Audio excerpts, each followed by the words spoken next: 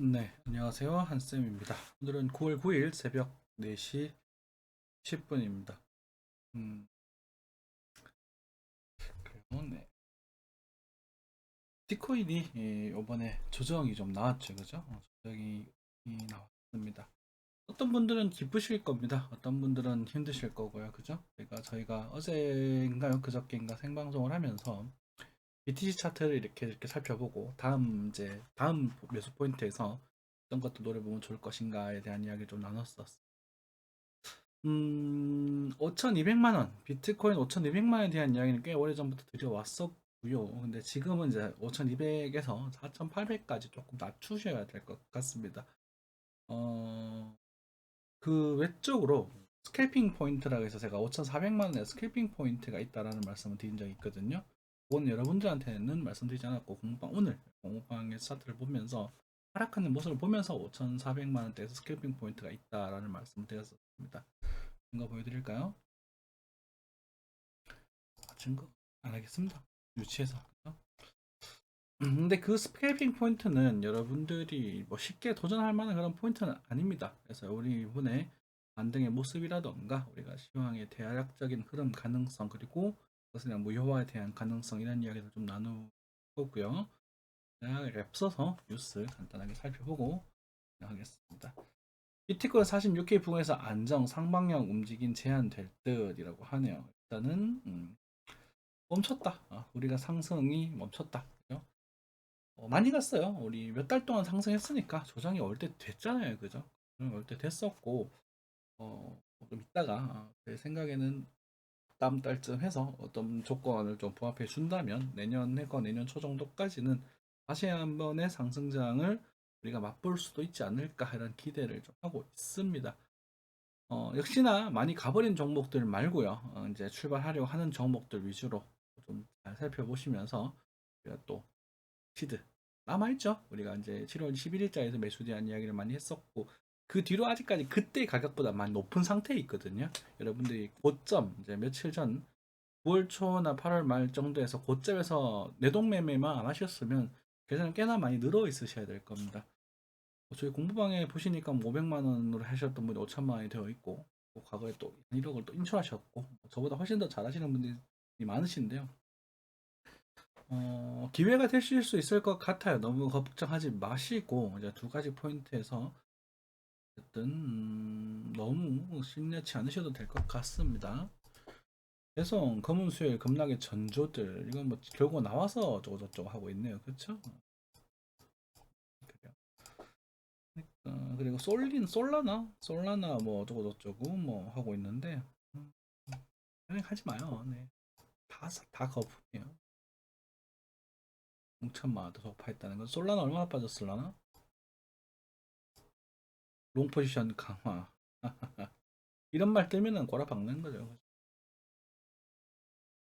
자, 업비트, 그죠? 업비트, 그나마 업비트가 거래량이 많고, 그나마 믿을만하다. 이제 영업이익이 난다라는 거니까. 그러니까 얘네들은 뭐 꼼수를 쓰지 않고 순수한 영업이익으로도 뭐, 회사가 굴러간다는 얘기니까. 그렇겠죠. 너무 디테일하게 볼 필요는 없는 것 같습니다. 그럼 이제 거래손이 리플이 1등이라는 거 좀 눈여겨보셔야 될 것 같습니다. 리플이 지금 거래손 1등을 차지했어요. 그러면, 좀 싸하죠. 근데, 리플이 지금 차트가 나쁘지 않다라는 점도 좀 말씀드리고 싶거든요. 리플이 차트가 나쁘지 않다라는 부분. 어, 저는 리플을 1,000원대에서 잡아보라고 말씀드렸는데 1,200원 정도까지밖에 안 났습니다. 그죠? 그럼 스토캐스틱 상태 아직까지 조금 좋지 않고요. 나중에 반등을 좀 하고 한번 데이터에 나와서 이렇게 움직여준다면 참 좋겠어요. 개인적으로는요. 정말 이분이 완점 참다면 제일 좋겠는데 이렇게 오지 않더라도 이 구간에서 좀 버텨주는 모습이 등장한다면 나중에 빨간색 양봉이 좀 뜨잖아요. 그러면은 이때 리플도 한번 슬슬 슬금슬금 진입을 해보시는 것도 괜찮겠습니다만 지금은 들어가시면 안 됩니다. 지금은 들어가시면 그렇다. 스케프 포인트 보여드릴게요. 6,400.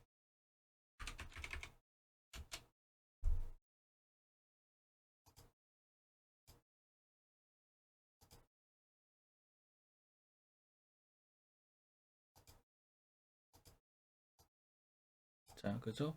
오늘 겁니다. 1,400. 건드려날 가능성이 있다 이렇게 말씀드렸어요. 이건 하락을 보면서 얘기했던 포인트입니다. 그래서 여러분들이 첫 번째 파동을 봐야 그 뒤에 대화들이 이루어질 수 있거든요. 그 포인트에서 매수를 잡으셨던 분들은 또 한 10% 가까운 반등을 먹으신 거겠죠. 하지만 이게 권장할 만한 상황은 아니거든요. 그렇고 어쨌든 요 구간에 오시게 되면 어쨌든 도전 한번 해보시는 건 나쁘지 않다 생각이 듭니다. 이풀 또 눈여겨보시면서 아까 하셨던 분들 이 정도 포인트에는 이제 내려가니까 하방이니까 다시 이제 기다렸던 매수 비중에서 30% 이내로 잡으시면 되겠습니다. 30% 이내로. 나머지는 상승하는 거 보면서 가셔야 돼요. 이렇게 보면서. 오케이. IOST 뭐 이런 정보들도 반등을 하고 있네요. 그죠? 비트코인도 일단 5,400, 300만 원대까지 빠졌었거든요. 많다고 스토캐스틱은 일단 좋지는 않는 모양입니다. 이번도 지금 꺾였고요. 한풀 꺾였고 나중에 얘가 이렇게 나올 때 이때가 진짜거든요. 나오면 좋은 거예요. 그럼 뭐 여러분들은 스토캐스틱을 보시는 분들은 이제 대략적으로 4시간 차트 최소한 4시간 차트에서 비트코인에서 4시간 차트에서 뭘 확인하셔야 될 필요가 있냐면 20, 12, 12의 상승 다이버전스를 좀 확인하셔야 될 필요가 있을 것 같습니다. 최소한 얘는 이렇게 된 건 상승 다이버전스가 아니고요. 이렇게 나와야 될 거거든요. 나오는 거 확인하시면서 그러니까 올리시면 될 것 같고요. 비트코인은 지금 현재 대략적으로 봤을 때 메인 시나리오죠. 메인 시나리오는 반등이 좀 할 수 있어요. 반등 좀 할 수는 있겠지만 여기서 아마 여기서 알트코인을 반등을 좀 만들어주고 이렇게 해서 여기가 빠지면 여기가 여러분들 매수를 노릴 수 있는 포인트가 될 거예요. 여기 만약에 여기를 가게 되면 또 시장을 바꾸겠습니다. 그러니까 여러분들 항상 제가 여기가 매수할 수 있는 포인트가 이쪽 가게 되면 여기서 또 매수를 노리면 되는 거예요. 오케이? 아니면 돌파할 때 다시 따라 붙어도 돼요. 그러니까 지금 메인은 이제 요 그림이 메인이다 생각하시면 될 것 같습니다. 네. 빠지면 여기가 매수할 수 있는. 그래서 제가 예전에 일본을 가지고 이렇게 얘기를 하면서 과거에도 제가 이렇게 그림을 그렸거든요. 이렇게 해서 한 번 더 빠질 가능성이 큽니다라고 말씀을 드렸어요. 그쵸? 근데 여기서 만약에 여기를 넘어서게 되면 전 시장을 바꾸겠습니다라고 여기 이조를 확인을 했거든. 그렇기 때문에 지금은 여기서 이렇게 빠질 가능성 아직도 많지 않습니다. 많지 않아요. 아마 빠지더라도 다시 반등하고 빠질 거예요. 이렇게 빠지더라도 수렴을 만들어주면서 빠질 거라고 보고 있고요. 빠질 가능성 그렇게 높지 않다고 보여지고 여기서 도전하는 거죠. 그래서 이 상태니까 여기서 이렇게 그쵸? 상태가 되겠고 만약에 이 자리를 바라봐 주면 여러분들 조금 마음을 느긋하게 잡으시고 여기서부터 계속 사모아 보세요. 그냥 속셈 치고 계속 사모아 보세요. 사모아 보시면 분명히 나중에 좋은 결과가 있을 거니까. 요즘 뭐 뭐 코인 가지고 10배, 20배 이렇게 버셨던 분들도 뭐 계신다고 하는데 그게 거의 없어요, 여러분들. 저희 방송을 보시는 분들이 유난히 좀 많이 봐주시는 것 같고요. 역시 옆방에 가니까 또 몇 천만 원, 몇억 손해봤다고 좀 손실 인증을 올라고 버팁시다. 뭐 여러분들 잘 되실 거예요. 막 이런 칭찬 같은 이런 걸 하고 있는데 격려 같은 걸 하고 있는데 뭐 오조롭습니다. 저희 아버지 말로 오조롭다는 표현을 쓸수록 그냥 의미가 없는 부분이고 여기가 만약에 온다면 지금 바로 오진 않을 거예요. 바로 오진 않겠지만 만약에 온다면 여기서는 저도 아마 어쩌면 제가 또 대출을 다시 받을지도 모르겠어요. 제가 대출 다 갚았었다 그랬잖아요. 이 포인트에서는 또 대출을 받으면서 무리하지는 않을 것 같아요. 그래서 한번 미래를 한번 도전해 보면 한 10배 정도는 먹을 수 있는 위치가 되지 않을까? 라고 생각합니다. 물론 이 포인트에서 저는 이제 비트코인과 더불어서 다른 메이저 알트코인들을 잡아내겠죠. 여기는 뭐 안 올 가능성이 크다라고 생각을 하고 어쨌든 지금 요 구간에서 이 그림에서 이 그림이 아니라 여기서 지금 여기까지 돌아 올려줬기 때문에 요 시장을 바꾸는 구간이라고 말씀드렸잖아요. 마찬가지로 이렇게 돼서 진들을 받고 돌아 올리는 저 정도 생각하시면 될 것 같습니다. 지금 이제 일단 4,800만 원 정도까지는 일단은 열어두고 계십시오. 겠죠? 근데 뭐 지금은 아닙니다. 지금 반등 좀 하고 빠질 거예요. 빠지더라도 만약에 이제 6천만 원을 넘어서는 반등이 등장한다면 또 전략을 바꾸면 되는 부분입니다. 여기가 스캘핑 포인트였지만 여러분들한테 말씀드리진 않았습니다. 않았고요. 그리고 왜냐면 이거 반 이거 해가지고 하기 쉽지 않거든. 쉽지 않기 때문에 오히려 말씀 좀 안전을 위해서 아예 말씀드리지 않았고요. 그리고 여기 손절 포인트였죠. 여기가 손절 포인트였던 기억이 나는데 손절하셔야 될 기준관 확실하게 해주셔야 됩니다. 이 손절이라는 부분도 사실 여기서 산 부분에 한해서 손절하는 거예요. 제가 이제 비트코인 퀀텀을 이제 픽을 좀 내면서 있는데 내자마자 이렇게 그 지선을 깨버리더라고요. 그래서 바로 반등에 바로 우리 손절합시다 해서 약간 3% 2에서 3% 정도의 손절 시황을 나냈었어요. 어제 그 스캐핑 포인트에서 아주 소액으로 하라고 말씀드렸지만 그래도 2에서 3% 손절이 나갔거든요. 기분이 좀 안 좋지. 서운하기도 하고 죄송하기도 하고 아시겠습니까? 어쨌든 지나가 버린 거 어쨌든 이렇게 5개 나왔기 때문에 이런 식으로 나와주면 여기서 뭐 한다? 여기서 좀 살펴봐라. 여기 5200에서 4800 사이인데요. 요 규모가 어떻게 나올지는 모르겠습니다. 어쨌든 반등을 조금 주고 반등을 좀 주고 나중에 조정이 좀 나온다면 이야기를 좀 할 수 있지 않겠는가 이런 생각이 좀 들고요. 38.2%에 대한 반등 딱 등장했네요. 그쵸? 그다음에 여기서 뭐 꿀렁꿀렁 하다가 이런 식으로 빠질 수도 있겠고요. 그쵸? 조금 들어서 50% 정도까지 갈 수도 있겠고요. 어쨌든 지금은 한 번 더 하방을 간다라는 사실에 좀 더 일단은 고봉을 조금 더 높게 시장을 드시고 5,800만 원 완전 살려주면 그때 시장을 바뀌든지 그렇게 가도록 하겠습니다. 나머지 알트코인들은 크게 볼 건 없을 것 같아요. 네, BTC 차트 간단하게 몇 개만 보고 제가 얼마 전에 질문을 받았었는데 그 부분을 다시 이야기를 좀 넣을 수 있도록 하겠습니다. 몸빵 방송이 될 것 같습니다. 뭐 질문 받은 건데 어떤 분 보시겠죠? 보실 거라고 믿습니다. 어떤 분이셨는지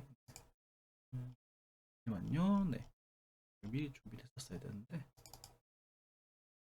민성님이죠. 네.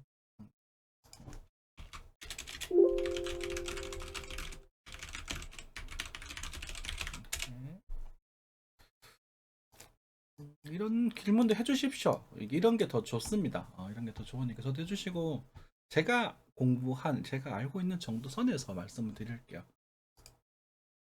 저도 뭐 다 맞추는 그런 사람이 아니니까 여러분들에게 뭐 좀 쉽게 그래도 좀 차트를 너무 어렵지 않게 전달해 드리려고 노력하는 정도의 사람일 뿐이거든요.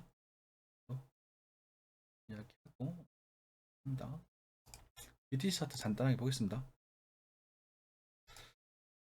자, BTC 차트가 아직 죽진 않았을 겁니다. 제 생각에는요. 다 죽지 않았을 거고. 대신 오히려 F는 또 나쁘지 않다. 그렇죠? 살아있죠. 이오스 BTC 좀 빠졌습니다. 이오스 역시 구려요. 이오스 BTC 한 번에 아직 못 간다는 말 보여주고 있는 그런 부분인 것 같아요. 퀀텀도 살짝 꺾였네요. 거의 변화가 없죠. 그렇죠. 우리 주봉 차트를 보고 있는데 거의 변화가 없습니다. BTS 차트가 변화가 거의 없다라는 거는 비트가 흔들다가 여러분들 어느 정도 안정이 되고 나서 다음 반등 포인트 때 얘네들이 또 튈 수도 있거든요. 일단 BTC의 매집이 일어나고 있기 때문에 그러니까 비트를 똑같이 시장에 빠진 부분이라서 지금 당장은 뭐 어떻게 뭐 푹푹푹 올라갈 거다 언제 올라가나 이렇게 치는 분들은 그냥 가길 가시고요. 음, 네. 제가 어쨌든 지금 잡을 다져간다는 게 중요한 겁니다. 이 구간 전부 다 매수일 거예요. 이렇게 나와줄지 아니면 여기서 이렇게 쏴버릴지는 모르겠습니다만 어쨌든 전반적으로 다 BT 차트도 아직 그대로다. 좀 빠진 종목도 좀 못난 종목들 좀 있네요. 그래서 2023년 정도까지를 목표를 두시면 될 것 같아요. 제 생각 2023년 마지막 목표를 두시고 아마 여러분들 다음 매수를 노릴 수 있는 기간은 이제 2023년의 가을 정도에 아마 이제 완전 이제 뭐라고 할까요? 이제 차트가 완전히 꺾이는 그런 가능성이 좀 있거든요. 그렇게 좀 체크를 하시면 될 것 같고요. 전반적인 흐름 그냥 쏘쏘하다. 예, 말씀드릴게요. 저장 나올 거 나왔고 우리가 다음 포인트 때 좀 노려볼 만한 종목들 들어 있다. 드릴게요. 어쨌든 방금 말씀드렸던 거는 이제 비트코인 5200에서 4800 사이에서 일단은 포커스를 두시면 됩니다. 그죠? 여기서 일단은 풀매수 그런 거는 매동매매는 님들 알아서 책임지시고요. 여기서 타겟 포인트가 하나 형성이 되는 부분이고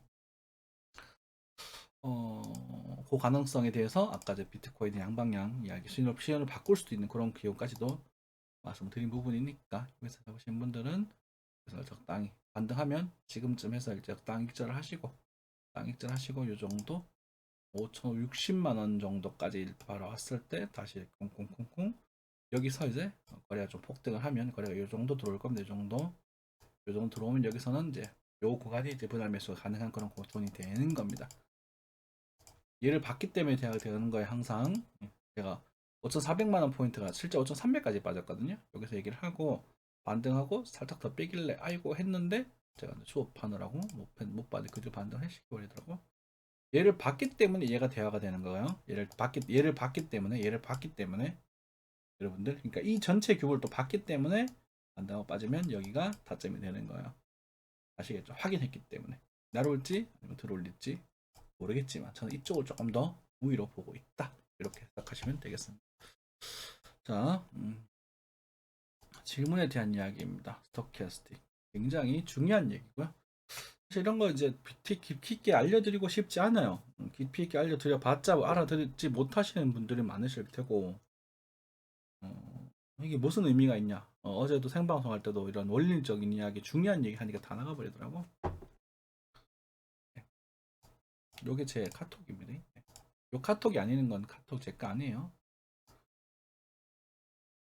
시간봉, 큰 시간봉의 스토캐스틱이 쌍봉이나 쌍바닥의 이동평균선의 목표값보다 2시간, 2시간 봉, 작은 시간봉의 스토캐스틱 쌍바닥, 쌍봉 이평선의 목표값이 우선인가요?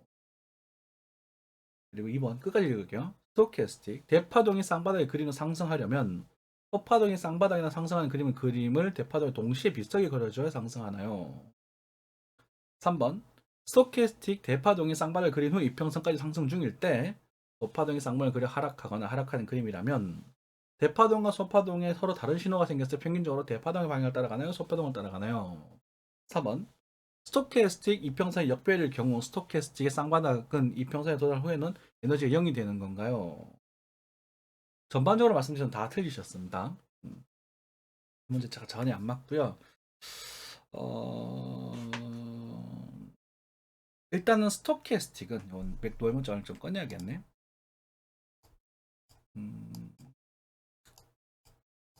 스토캐스틱은요. 가격을 나타내는 지표가 아닙니다. 아시겠죠?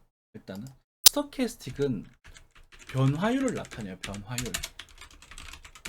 그러니까 예를 들어서 533이라고 한다면 우리가 좀 요거 올려드릴게요.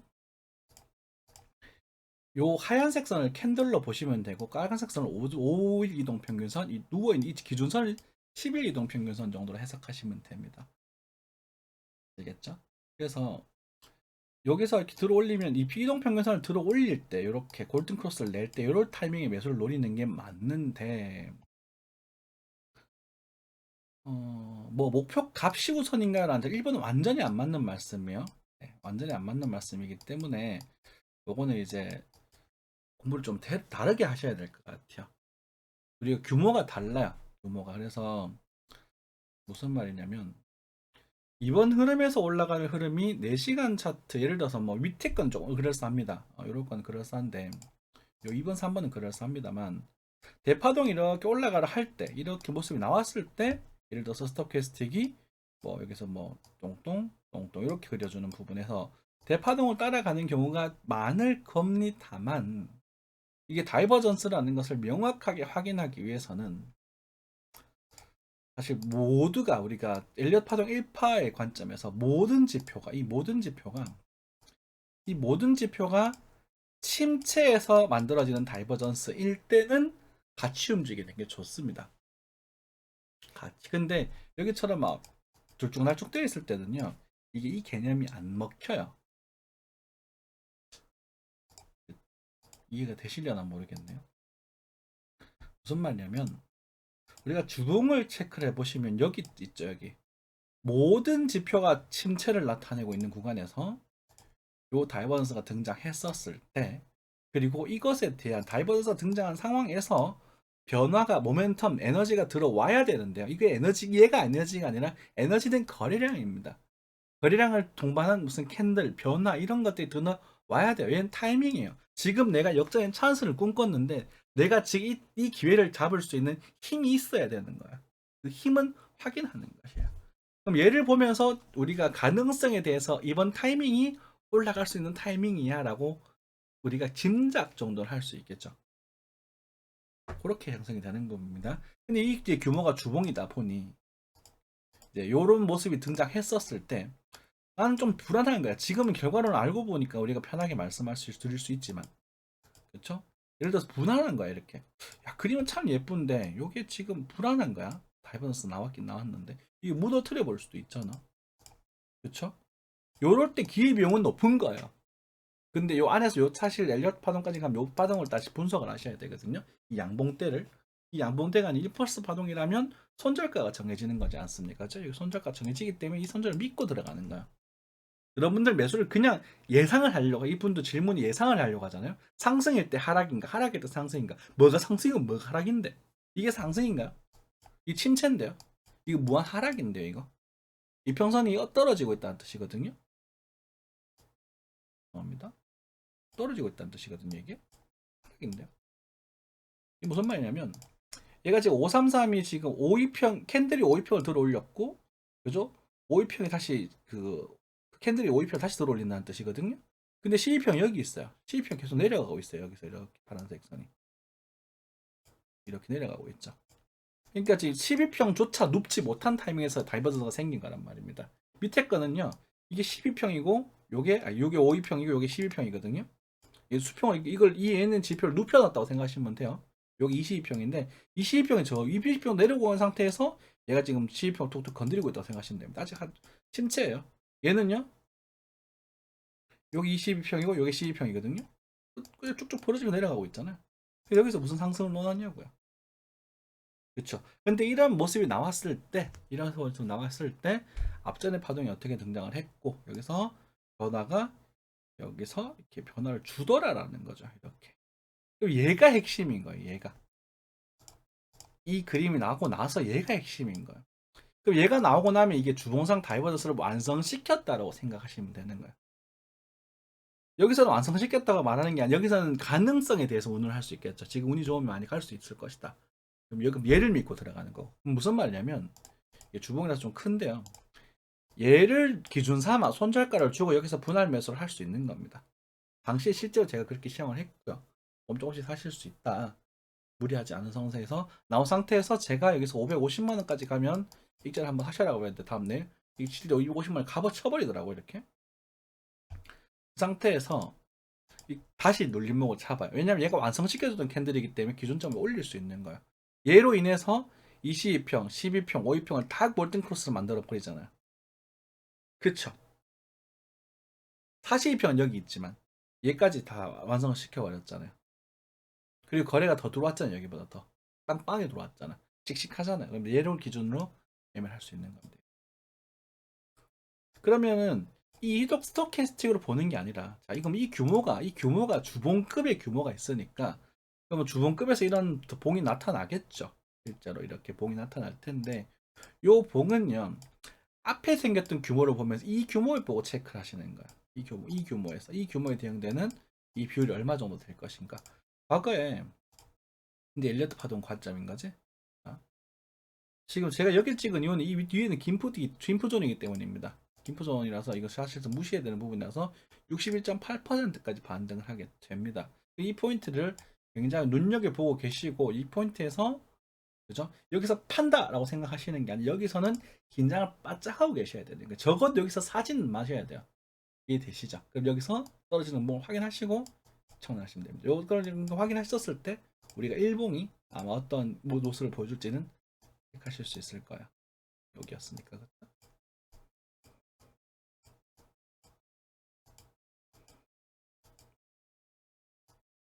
공뽕 방송이 되어버렸는데 일봉이 떨어지는 거 보고 여기서 떨어지는 거 확인하면서 그쵸? 봉, 탕탕탕탕. 요 봉을 보면서 얘가 눈으로 확인되는 순간 여기에서는 터지는 거야. 일단 잘라야 돼요. 자르고 나서 얘가 여기서 이렇게 해서 다시 가면 여기 돌파할 때 또 여기 손절 주고 들어갈 수 있는 거야. 트레이딩 포인트가 되는 거야. 대신에 우리가 여기서 잡았던 물량, 수익된 물량보다 더 적은 물량을 잡고 가셔야 돼요. 그리고 얘가 만약 쭉 가버렸다, 그냥 하늘로 가버리면 얘를 출발하기 전에 있던 모습들, 비트코인이 가버렸다는 거는 이제 다른 종목이 또 움직일 수도 있다는 거니까 다른 종목들 뒤지시면 돼요. 안정적인 그런 종목 손절가를 정할 수 있는. 하시면 그렇게 하시면 챙겨하시면 되거든요. 움직였죠, 그쵸? 이렇게 되는 주기가 되는 겁니다. 자, 그럼 이런 부분들 보면 우리가 여기 이게 봐왔을 때 이게 이렇게 가는 건가 이런 질문을 하게 되면요, 이게 우리가 엘리엇 파도에 1, 2, 3, 4, 5파가 있고 조정파가 있잖아요. 그래서 이런 구간이 생겼을 때 가기는 가는데 이 반등이 여기서부터 이 뭐라고 이 하락에 비해서 약해 보이죠. 그러니까 여기서 꺾일 때는 일단 조심하셔야 되는 겁니다. 규모의 차이에 대해서 이해를 하실 필요가 있고 그 규모의 안에서 이루어지는 모멘텀에 대해서 이해를 하실 필요가 있는 거야. 요 질문하신 분이. 그리고 스토캐스틱의 다이버전스는, 그러니까 1파를 잡기 위해서 모든 지표들이 과매도 형태를 띄어 1파를 잡을 수 있거든요. 여기가 근데 우리 핵심이라고 말씀드린 이유는 이 상승의 규모 안에서 여기가 또 이루어졌기 때문에요. 그쵸? 이 안에서 또 변화가 들어오게 되죠. 커다란 변화, 모멘텀이. 여기서는 확신할 수는 없어요. 이제는 뭐가 되는 거예요? 하나의 규모가 생겼죠. 이건 신저점이었기 때문에 과매도 안에서 우리가 도전을 매수할 수 있는 부분이고, 사실은. 그러니까 타겟팅 포인트가 있긴 한데, 엘리어트 파동에서 타겟팅 포인트에서 스토캐스틱의 변화를 보시고 거량의 보시는 변화를 보시면서 진행을 하셔야 되고요. 스토캐스틱을 공부를 하실 적에 이 규모, 우리가 뭐라고 할까, 큰 규모를 보시면 견적을 잡으시면 되겠죠. 견적. 그러니까 지금 요 다이버전스 나왔잖아요. 여기 타이밍에. 요 타이밍에서 얘가 올라가는 규모는 이 하락을 기준으로 일단 61.8% 정도까지는 내가 규모를 설정할 수 있을 것이다. 그리고 스토캐스틱 공부하셨다고 하니 요 주기에 대해서, 그쵸? 여기 CPM 올라가게 되면 보통 10주도 잘 못 가죠. 하락하다 바로 반등하면 6주 정도에서 10주 사이 정도가 되는 부분이니까 여기서 지금 하나, 둘, 셋, 넷, 다섯, 여섯, 일곱, 여덟 개, 그쵸? 대충 그 정도까지 반등이 나왔으면 여기서는 내가 신규 매수를 하진 않아야 되겠구나라는 결론 정도 하나만 등장하는 겁니다. 그럼 여기서 또 뭐 하셔야 되냐? 여기서 또 작은 걸 보시면서 이런 데서 작은 걸 체크하시는 거예요. 작은 걸. 이번 잡기가 쉽지가 않았죠. 저도 또한 마찬가지였고, 꺾이는 거 보니까 일본 꺾이잖아요. 그쵸? 4시간 정도 사태에서 오늘 좀 뛰었던 것 같은데, 1시간 있나?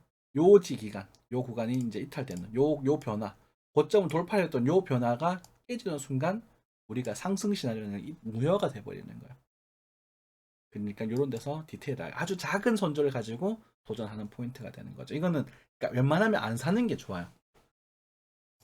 이런 자리는 우리는 유리할 때 사야 된다 말씀 여러 번 드리잖아요. 그래서 우리가 일목균형표를 가지고 이동평균선을 보면서 이런 구간들에서 또 이렇게 이평선을 발산하고 막 비지를 받고 있는 그런 구간들에서 유리한 구간에서 우리가 스토캐스틱을 보고, 이 질문하시는 분이 스토캐스틱을 공부하신 것 같은데 이걸 저는 종합적으로 체크하기 때문에 하나로 단정 짓기는 어렵지만 어...